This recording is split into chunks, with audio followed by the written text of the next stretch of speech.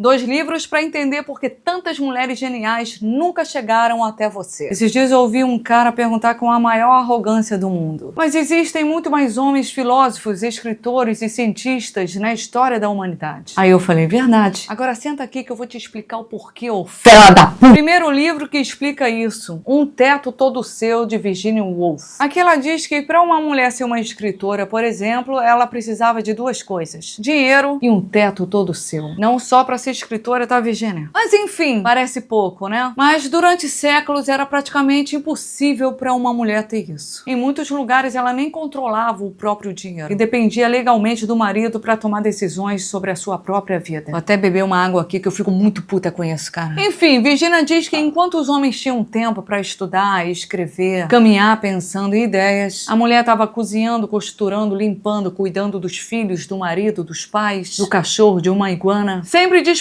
para todo mundo, menos para ela. Ah, Gabi, mas isso não era uma opção da mulher? Não, era uma imposição. A mulher desde que nasce é educada para servir os machos.